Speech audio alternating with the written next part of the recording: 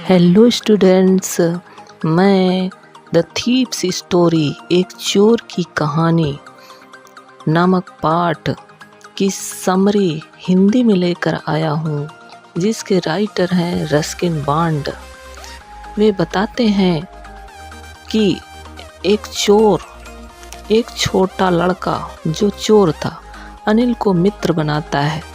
अनिल उस पर पूरा भरोसा करता है और उसे काम देता है। क्या लड़का उसके भरोसे को धोखा देता है? ये कहानी उस चोर के द्वारा स्वयं बताई गई है। चोर कहता है, अर्थात वो छोटा लड़का कहता है, मैं जब अनिल से मिला उस समय भी मैं चोर था और यद्यपि मेरी आयु 15 वर्ष थी, फिर भी मैं काफ़ी अनुभवी तथा सफल चोर था। अनिल एक कुश्ती का मैच देख रहा था जब मैं उसके पास पहुंचा। वह 25 वर्ष का लंबा इकहरे बदन का युवक था और वह कुछ लापरवाह, दयालु और मेरे काम के लिए पर्याप्त सीधा साधा व्यक्ति था। कुछ दिनों से मेरी किस्मत साथ नहीं दे रही थी और मैंने सोचा कि मैं शायद इस युवक का विश्वास जीत लूं। आप स्वयं भी कुछ पहलवान दिखते हैं, मैंने कहा। अर्थात चोर ने कहा, थोड़ी सी चापलूसी मित्र बनाने में सहायक होती है, उसी प्रकार तुम भी पहलवान दिखते हो, उसने उत्तर दिया। मुझे एक क्षण के लिए निरुत्तर कर दिया, क्योंकि उस समय मैं काफ़ी दुबला पतला था। ठीक है, मैंने विनम्रतापूर्वक कहा, मैं थोड़ी कुश्ती करता हूँ। क्या नाम है तुम्हारा? अनिल ने पूछा। हरि सिंह, मैंने झूठ बोला। मैंने अपना नाम हरि सिंह बताया। मैं हर माह एक नया नाम ले लेता था। इससे पुलिस तथा अपने पूर्ववर्ती नौकरी देने वालों से बचा रहता था। इस परिचय के पश्चात अनिल ने तेल लगाए पहलवानों के बारे में बातें की, जो वे गुर्रा रहे थे, एक दूसरे को उठाकर फेंक रहे थे। मेरे पास कहने को कुछ अधिक नहीं था। अनिल चल दिया, मैं भी यूं ही उसके पीछे चल दिया। हेलो, दोबारा वह बोला। मैंने उसे अपनी सर्वाधिक आकर्षक मुस्कान दी। मैं आपकी सेवा करना चाहता हूँ, मैंने कहा। अर्थात चोर ने कहा, पर मैं तुम्हें वेतन नहीं दे सकता, अनिल ने कहा। मैंने 1 मिनट तक सोचा। शायद मैंने इस व्यक्ति को पहचानने में गलती की थी। मैंने पूछा, क्या आप मुझे खाना खिला सकते हैं? क्या तुम्हें खाना पकाना आता है? अनिल ने पूछा। मैं भोजन पका सकता हूँ, मैंने पुनः झूठ बोला। अर्थात चोर ने पुनः झूठ बोला। यदि तुम खाना पका सकते हो तो शायद मैं तुम्हें खाना खिला सकता हूँ, ऐसा अनिल ने कहा।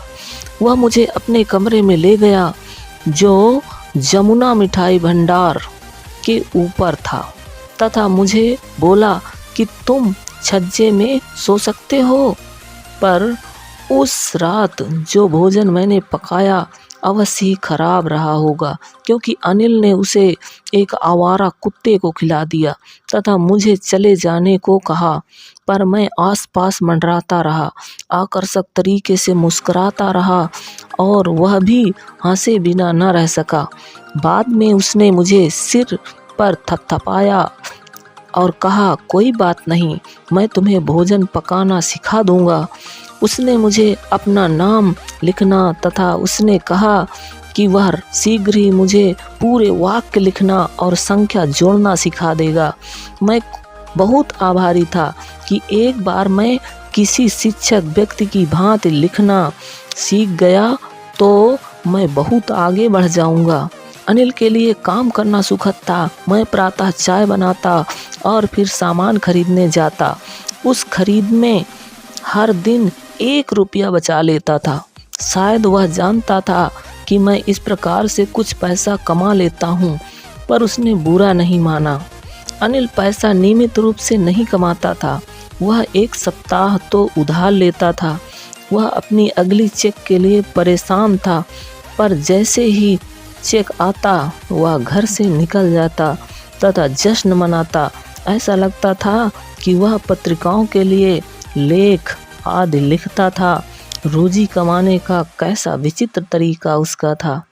वह एक शाम नोटों की छोटी सी गड्डी लेकर घर आया। उसने बताया कि उसकी एक पुस्तक प्रकाशक ने खरीद ली है। रात को मैंने अनिल को वह गड्डी अपने गद्दे के नीचे मैटी के नीचे रखते देख लिया।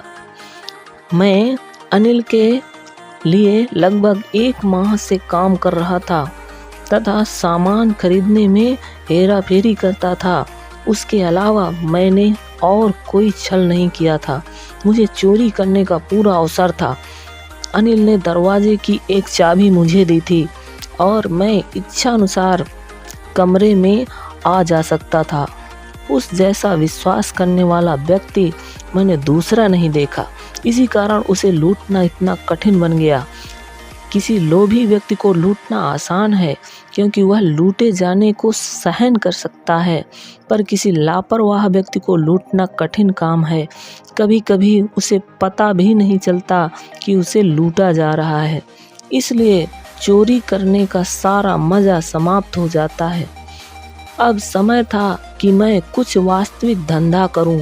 मैंने स्वयं से कहा, मेरा अभ्यास टूट चुका है और यदि मैं पैसा नहीं लेता तो हो सकता है अनिल उस पैसे को अपने मित्रों पर लुटा देगा और फिर अनिल मुझे कोई वेतन भी नहीं देता है। अनिल सो रहा था। चंद्रमा की एक किरण छज्जे को पार करके अनिल के बिस्तर पर पड़ रही थी। मैं फर्श पर उठकर बैठ गया। स्थिति पर मैंने विचार किया, यदि मैं पैसा चुरा लेता हूँ तो मैं 10:30 बजे लखनऊ एक्सप्रेस पकड़ सकता हूँ। 10:30 बजे वाली लखनऊ एक्सप्रेस पकड़ सकता हूँ। कंबल से बाहर निकलकर मैं उसके पलंग के निकट गया। अनिल शांतिपूर्वक सोया हुआ था। उसका चेहरा साफ और कसाव मुक्त था। मेरे अपने चेहरे पर अनिल से अधिक निशान था। यद्यपि मेरे निशान अधिकतर चोट लगने वाले दाग थे। मैंने अपना हाथ गद्दे के नीचे डाला तथा नोट तलाशे। जब नोट मुझे मिल गए तो मैंने बिना किसी आवाज़ के उन्हें निकाल लिया। अनिल ने नींद में एक आह भरी और मेरी ओर करवट बदली। मैं चौंक गया तथा वेग से कमरे से बाहर निकल गया। जब मैं सड़क पर आ गया तो दौड़ने लगा। नोट मेरी कमर में थे। वे पायजामे के नाड़े में बंधे थे। मैं धीरे धीरे चलने लगा तथा नोट गिने। 50-50 के नोट में 600 रुपये थे। अब मैं 1-2 सप्ताह धनी बने अरब की भांति रह सकता था। जब मैं स्टेशन पहुंचा तो टिकट खिड़की पर नहीं रुका। मैंने अपने जीवन में टिकट खरीदा ही नहीं था, वरन मैं सीधा प्लेटफॉर्म की ओर भागा। लखनऊ एक्सप्रेस अभी अभी चल पड़ी थी। अभी उसकी गति नहीं आई थी और मैं किसी डिब्बे में उछल कर चढ़ सकता था, पर मैं संकोच कर गया। क्यों संकोच किया, इसका कारण मैं नहीं बता सकता। मैंने वहाँ से भाग जाने का अवसर खो दिया। जब गाड़ी चली गई तो मैंने स्वयं को वीरान प्लेटफॉर्म पर अकेला खड़ा पाया। मुझे पता नहीं था कि रात कहाँ काटूंगा। मेरा कोई मित्र नहीं था, क्योंकि मेरा मानना था मित्र सहायता कम करते हैं, तंग अधिक करते हैं। और मैं स्टेशन के निकट किसी छोटे से होटल में ठहरकर लोगों के मन में जिज्ञासा नहीं पैदा करना चाहता था। मेरा एकमात्र परिचित व्यक्ति वही था जिसे मैंने लूटा था। स्टेशन से निकलकर मैं बाजार में धीरे धीरे गुजरा। चोर बनने के अल्प समय में मैंने लोगों के चेहरों का अध्ययन करना सीख लिया था। जब उनका सामान खो जाता था, लोभी व्यक्ति भय दिखाता है, धनी व्यक्ति क्रोध, निर्धन व्यक्ति स्थिति स्वीकार कर लेता है। पर मैं जानता था कि अनिल के चेहरे पर चोरी का पता चलने पर केवल उदासी की झलक दिखाई देगी, पैसा खो देने के कारण नहीं, वरन विश्वास खो देने के कारण। मैंने स्वयं को मैदान में पहुंचा पाया और वहीं एक बेंच पर बैठ गया। रात बहुत ठंडी थी, नवंबर की शुरुआत थी। हल्की बूंदाबांदी ने मेरी तकलीफ बढ़ा दी थी। शीघ्र ही तेज वर्षा होने लगी। मेरी कमीज तथा पायजामा मेरी त्वचा से चिपक गए तथा ठंडी हवा मेरे चेहरे पर थपेड़े मारने लगी। मैं बाजार वापस गया तथा घंटा घर के आश्रय में बैठ गया। घड़ी ने रात के 12 बजाए। मैंने नोटों को टटोला। वे वर्षा के कारण नम हो गए थे, गीले हो गए थे। अनिल का पैसा प्रातः वह शायद मुझे 2 या 3 रुपए दे देता कि सिनेमा चले जाना, पर अब तो मेरे पास सारा पैसा है। मैं अब उसका भोजन नहीं पका सकता, बाजार खरीदारी करने नहीं जा सकता तथा पूरा वाक्य लिखना भी नहीं सीख सकता था। मैं चोरी की खुशी में ये सब बातें भूल ही गया था। मैं जानता था कि पूरा वाक्य लिख पाना एक दिन मुझे कई 100 रुपए कमाने योग्य बना देगा। चोरी करना तो सरल काम है तथा कभी कभी पकड़ा जाना भी सरल होता है, पर सचमुच महान व्यक्ति, चतुर और सम्मानित बनना मित्र भिन्न बात होती है।